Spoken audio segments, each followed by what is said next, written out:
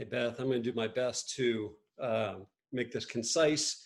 Talking to some of your folks about working in the trades and regarding specifically high school students or recent graduates.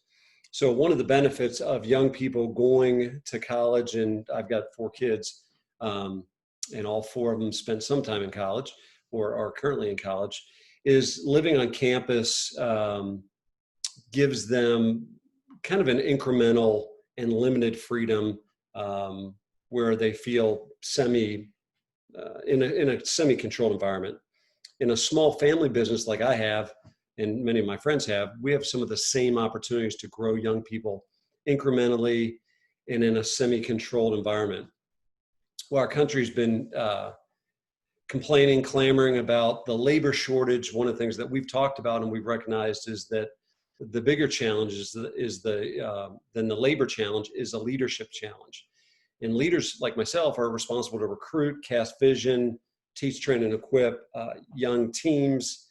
And candidly, many of us have been either asleep at the wheel or just preoccupied with the busyness of work.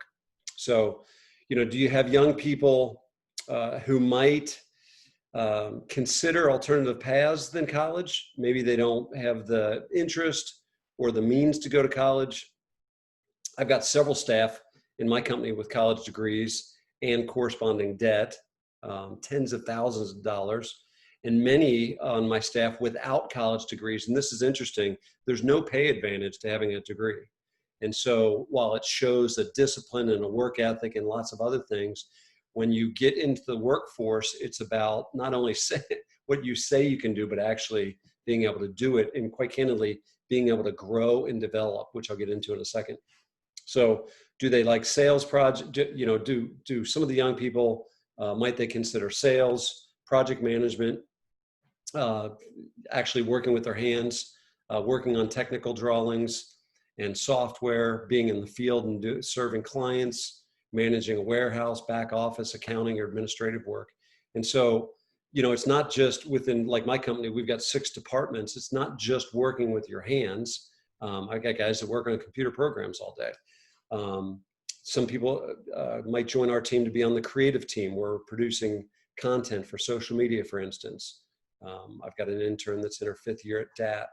And so while we might have people that physically do work with their hands, we have a lot of other people, a lot of other roles and responsibilities.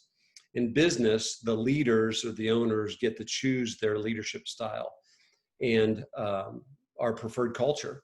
So, many of us in family businesses choose to lead in a holistic way where everything's connected. And while this is really messy, it enables us to engage and grow people in numerous areas. So, I want a teammate of mine that's fully engaged, especially if they're on a spiritual journey. They're engaged while they're on my payroll, right? While I'm paying them, they're engaged in their spiritual growth, financial growth. So we do financial wellness series with our guys on the clock, relational growth, emotional intelligence, with a career in physical. We do some physical challenges that guys can opt into. So anyway, again, growing them holistically and then being able to have your young adults continue their development with leaders that value what you value is a huge benefit, I think, right? So having people in your charge and the leaders that are overseeing these young people that believe in some of the same things that you believe in.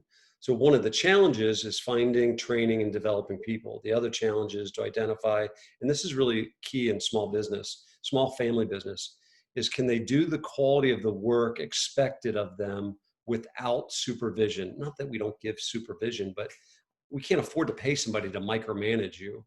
And so if your young person can produce the work at this level, but I have to pay somebody to babysit them, supervise them is the professional term. If I got to pay somebody to supervise them, they're not going to make it in small family-owned businesses.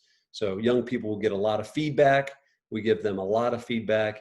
And one of the things that they have to do is choose to learn how they're going to hear that feedback. And that feedback is exactly how they grow and develop, right? So they go do something, they get feedback, whether it's good or it's not so good, and then they make some tweaks and modifications and go back. And that's what's going to propel them in the career.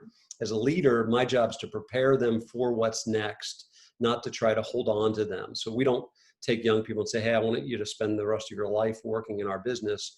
We love them and hold on to them like this, that we can say, hey, look, we're going to develop you for what's next, whether it's what's next within our organization or what's next outside of your organization. And I can't imagine these type of work environments wouldn't be incredibly impactful for young people, your young people, or other young people. So I think it's a great opportunity. I'd love to discuss it more as time permits, but it's just a quick recap of working within the trades in Cincinnati.